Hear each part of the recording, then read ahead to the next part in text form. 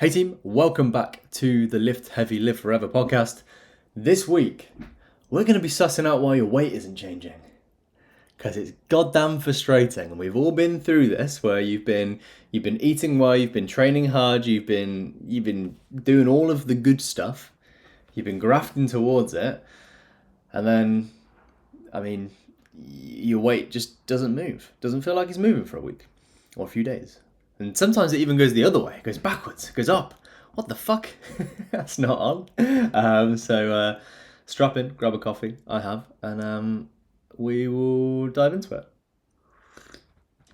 This came off the back of I can tell now that I'm going to end up waiting for that coffee to go cold as I'm doing this. It is what it is. So this came from a couple of places, one of which the conversation that we've been having in the group at the time of recording this, where I posted some photos of an old client of mine who got a particularly awesome result in quite a short space of time. Over the course of 12 weeks, he went from not being able to see his abs to being shredded, like shredded. Like one of the, to be honest, like not far off what I would say is like photo shoot lean. And it's probably as lean as I've got for photo shoots, and we didn't do that at the time, and also he felt pretty good as he did it. The cool thing about it is his weight, over that 12 weeks that we put that in place, his weight changed about 3 kilos. And there's a huge difference. Some of the guys in the group, some of you guys guessed that it was like 10 kilos difference in between these two, but it wasn't. So body weight's a weird thing. It's a potentially, it's the first conversation that we probably had together as, I would have asked something along the lines of, what's the goal? What do you want to achieve? And most of us, myself included, probably go towards there's a number. If I was just 80 kilos again, if I lost 15 kilos, if I was 5 kilos lighter, and we have attachments to weight because they're a very accessible weight marker for most people, for all people. You can jump on a set of scales at the gym, you've got a set of scales at home, and so there are times in our life where we have been attached to body weight because if you were to say, oh, I just want to be 80 kilos again, right? If I dig into that, if we look at that from an emotional point of view, this is not anything that I've got notes on here, but I think it's important to kind of pre-frame with this because it gives some clarity as to why body weight is such an important number to us subjectively. If say you're 100 kilos at the moment and 80 kilos is the goal, I'm like, cool, talk to me about last time you were 80 kilos. And you'll list off all of the things that were great about that time. That was when you were playing rugby consistently. You were training in the gym well. You're in this good phase of you're working hard and like you were growing in your career, but it felt like you had some free time as well. You're a bit more social, maybe pre-kids. We list out all of the stuff that was good about that time, and we just happened to be a certain weight or look a certain way whilst we were there. And that's some of the stuff that actually I want to pick out and get back to have you feeling like that again, regardless of what the number on the scale is, because they might be different things. So the second thing that this came from is from my personal experience off of being a chubby kid and always kind of having, oh God, I'm too heavy in my head. Whereas actually, like if someone said to me at the time, and I wish I use this a lot as a reframe for you guys now, and you'll know this, but I wish someone had done this with me. It's something that I couldn't pinpoint whether someone taught it to me or whether it's something I just figured out. Is if over the next 12 weeks your weight didn't change at all, but you were unrecognizable in the way that you looked way better in the direction that we want you to be going, leaner, stronger, bigger, would you care what your weight was? Would you care what the little number between your toes was? If you just saw a photo of you now and a photo of you in 12 weeks and the weight was exactly the same, but there's just a huge difference in between. I suspect maybe a tiny bit, possibly, but probably not really. And so there's a reframe around this, that this doesn't mean it's not an important number, but it's an important number because it we can use it alongside other things, alongside the way that you look in photos, alongside what your measurements are doing, alongside how you actually feel in yourself, alongside how your training is progressing in the gym. If we look at it within the context of all of those other things in together as well, and we're casting a net of all those things, and body weight is one of them, body weight can be a good indicator that we're heading towards the goal that we were set out to head towards. So if we're trying to gain muscle, there's probably going to be some gaining of weight involved in that, and there should be. And if we're trying to get leaner, then over time there's probably going to be some reduction in weight there, we can assume. Doesn't mean there's not other things at play, which we'll talk about a little bit in a second. So, things just off the bat, just reeling them off here. This is going to be, I'm not even going to make a comment on how long or short this podcast is going to be. Actually, I'm not going to do that to myself, but I'm going to have a sip of my coffee, which is a decaf coffee because it is 3 p.m. and the caffeine curfew and that, 2 p.m. caffeine curfew, because caffeine has a half-life of up to 12 hours, depending on how you metabolize caffeine. And I'm already caffeinated enough. So, your body weight can fluctuate on a host of different things, caffeine being one of them.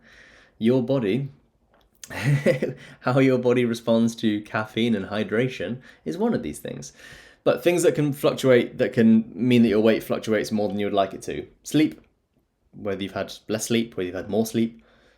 Stress can be a huge one. And for you individually, the amount that each of these things will affect things like your weight personally will change. There are some of you who will be listening to this where it almost feels like you sneeze wrong and you've put on a kilo overnight. I'm one of those guys. I'm one of those guys where if I go out for dinner, I just, I don't necessarily go wild, but I was to go and eat so I went to have a pizza. I had a load of carbs and salt in that meal. I would wake up like 1.5 kilos, 2 kilos heavier the next day. And when I've in the past been going through something like a photo shoot prep, and I've made sure that, I've got a family meal or a birthday or something where I'm going to go and have a nice meal, I'm just going to enjoy it, but it also fits within my calories, my weight has still been up the next day and I've lost my shit. So this is why we're going through this. So sleep, stress, meal timing. This is a big one for you guys, especially you guys who train in the evenings, because it's usually linked also with maybe having some food once you get back as well. Training timing as well. If you train later in the evening, the chances are the next day your body weight is going to be up. Meal composition. So as I was saying, if I was to go out for a meal and it was a way more carb heavy meal than something that I would have on a normal day. This is not me demonizing carbohydrates, but I'll explain why if you were to eat more carbohydrates than normal for one particular day, how this might affect you.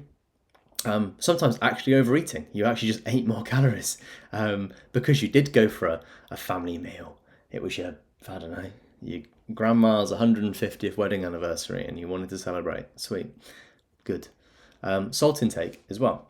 So there are so many variables at play that influence your weight apart from being in a deficit in the amount of movement that you do. We can start to see why it might fluctuate so much. There's so many different variables thrown at it all the time. And if there's anything that we can learn from GCSE science, is that the more variables that you change, the more confusing it gets to try and figure out what change put in place created the result or the lack of results. So therefore, we can try and point towards why your weight fluctuated, and we will, and we'll kind of try and figure that out together. And there might be something really obvious that you did differently, and doesn't mean that different is bad, but it's just a part of all of our progress. There's also the fact that if you're earlier on in your training journey, potentially we've got you sat around about maintenance or not in a huge deficit or huge calorie surplus, and your training performance is increasing week on week and you're getting stronger and you're gaining a bit of muscle, your body composition might just be changing. You might actually be looking better and a bit leaner, but your body weight is still the same. It's a weird phase to go through. But I've got photos of me going through certain, like almost like way markering past certain numbers on the scales and looking different each time I've been there. If I think at the different times I've been past, my weight has been as high as 96, 97 kilos at my chunkiest. I was a big dinner at that time. All the way down to 67, 68 kilos the last photo shoot that I did. So naturally, I've passed through the 75 to 80 kilo mark. I've kind of been through that door a few times, back and forth. I've looked completely different each time.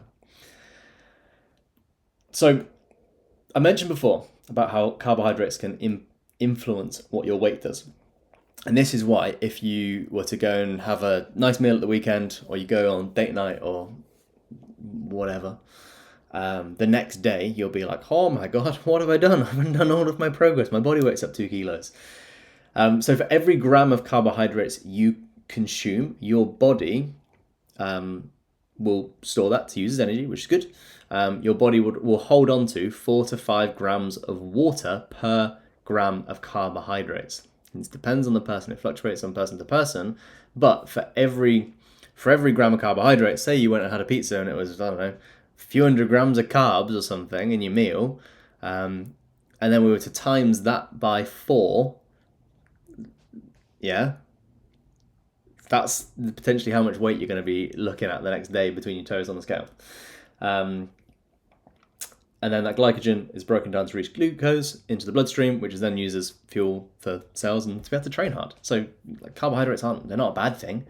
In fact, for more performance-based goals, they're a fucking fantastic thing. And also, all the fun food is carbohydrates, so I'm absolutely not demonizing that.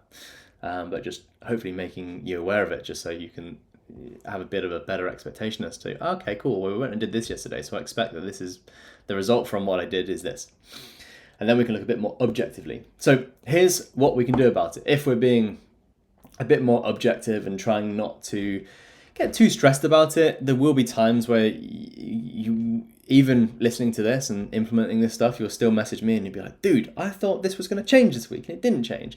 And you know that we will always still set outcome-based goals as well. So if you're in a fat loss phase, we will probably be aiming for somewhere between, like just on a standard, somewhere down the middle, like a 0.5 to 1% of total body weight loss per week. We'll be aiming towards that. It's reconfirming that we're heading in the direction that we're trying to head. But we will also track measurements, we'll track photos, we'll track your training performance, we'll track the more subjective things in your check-in, like your mood, your energy, digestion, sleep. And we always catch up through the week as well. I'll drop a message here and there when I just know that I just get a sense for you guys and each of you individually as to when you need a little bit of love. We'll have a little chat and I might dig into it some weeks. What's going on? And you're like, fucking hell, I know that body weight isn't the most important thing, but it hasn't changed and I'm a bit frustrated by it. Sweet. Let's talk about it. Let's do something about it. Number 2, things we can do about it. Educated guesses are not fact. So as I said before, your body weight fluctuations can be affected by a whole host of things. And we will try and dig into that, because if it's something that happens each week, like I've got a few of you guys where at the weekend you'll go and smash a long bike ride and a long run, and so there'll be a higher amount of fatigue on your body, but you'll eat loads more food over the weekend because we've set targets and we've got targets in place to allow you to do that, to fuel your performance. We know in that case not to pay too much attention to what your body weight does on a Sunday, Monday, and Tuesday. Average will always win. We will look at weekly averages over just one given day of weight.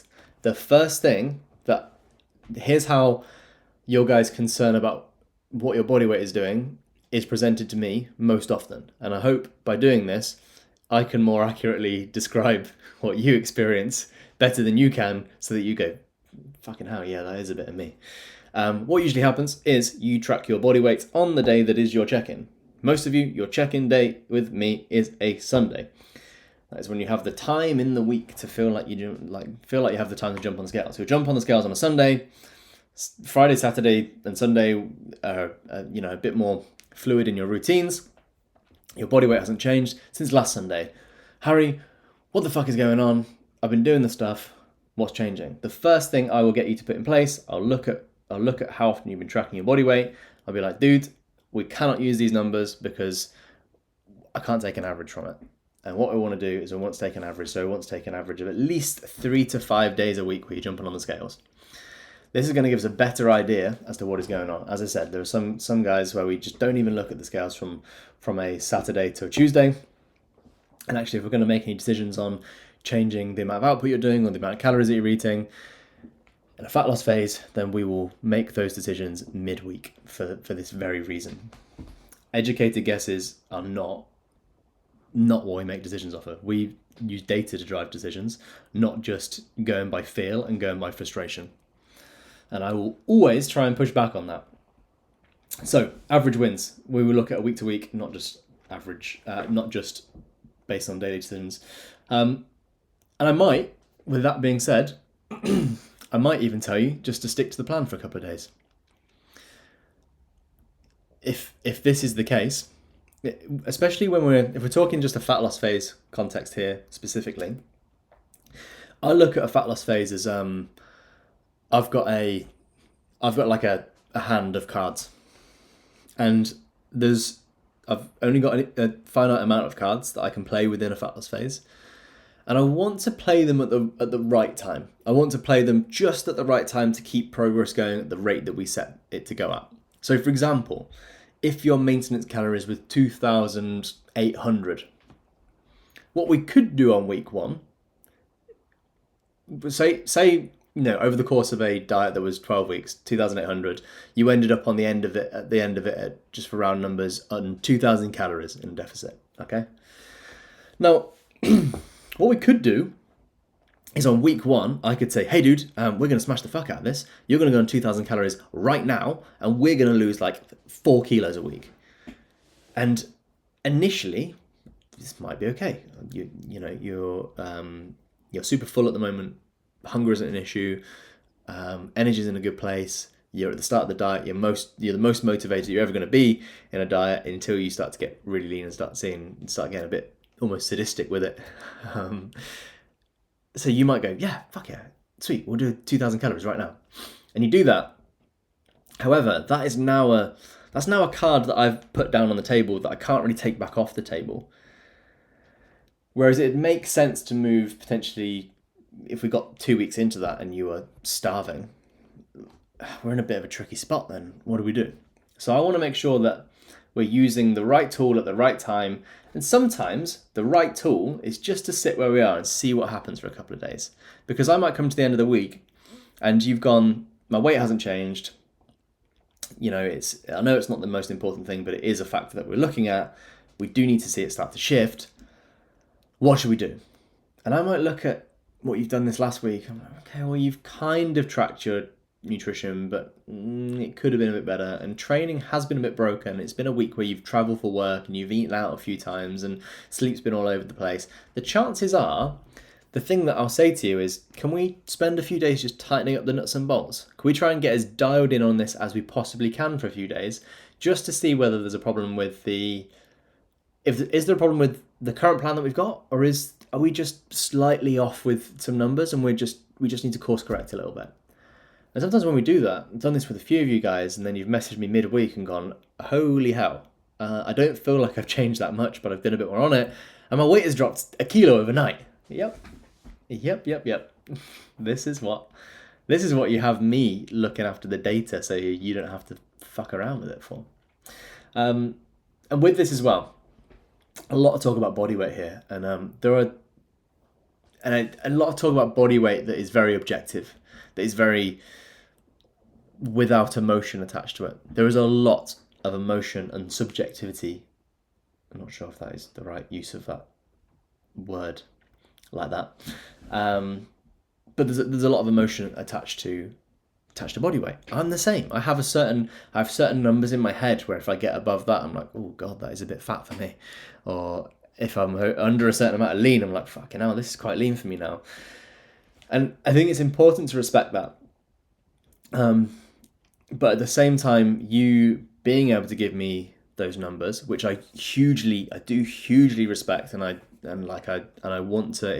If there's a reason why we're trying to use the best phrasing for this, but fuck it, I can be down the barrel, you guys. If there is a sensitivity to this, if there has been a prior issue with you tracking certain things, the same way as if this has come up with calories in the past, for example, I'm going to be empathetic to that. Of course I am. But at the same time, if you can give me those numbers and you can just have enough of a detachment from the numbers that the numbers are for me, and then they're more for me than they are for you until we get you the result, the better you get at being able to just send the data off to me, the more I can teach it back to you as to why things move the way that they do, and hopefully over time help to patch up some of these connections with, weight being the most important thing or something like that. And also, it seems like at the end of every single one of these podcasts, this is the teaching point at the end of it. But communication with me is so key on this. I think the biggest overall thing with you guys who are coached by me, or if you happen to somehow come across this and you're not, but that scuppers people's progress, slows it down, or causes them to just sack it all off, is you get into a position where you don't know. And if you don't know, that means you're not communicating out. And if you're not communicating out and you're not using me, then I don't know that you're struggling, or that your head's in a certain way, or that you're or where you're at. And potentially it's then I don't know, maybe worst case scenario, it's the next check-in before we change anything. Whereas we could have that conversation right now. And even if that does feel like a silly message, and you're just like, dude, I'm just having one of those weird days. I'm just in my head about this. Like, this is quite frustrating. Cool. Let's solve it together. Use me. The more I know about you and the way that you're feeling and the way that your body reacts to certain times of the week, or times of the month, or when you're in a particularly busy work sprint, and kind of a mix of what your body does, but also what your head does at certain times, the more I understand that, the more individually I can coach you and pull the best out of you for what you need at the time that you need it. And I can just know how to pinpoint the right question for you to cut straight through the shit and give you a mix of what you want and what you need. I'll give you a help or a hug, is how we call it. I can either be straight down the barrel with you and be like, hey dude, you give me this data, what the fuck's going on, and be direct with you. Or I could put my arm around you and be like, hey dude, what's happened here? How do you feel like we solve this? And we figure it out together. Problem shared is a problem halved, and all that. I feel like that's something that, like, your granddad would say when trying to be slightly aware of mental health existing. Anyway, that's body weight. That's why your body weight changes and fluctuates. It's important. It's an important measurement, but it's not the only important measurement. I think that's the big thing to take away from this. Let me know if you've got any questions. My coffee is now cold. Have a wonderful rest of your day. I'll chat to you soon.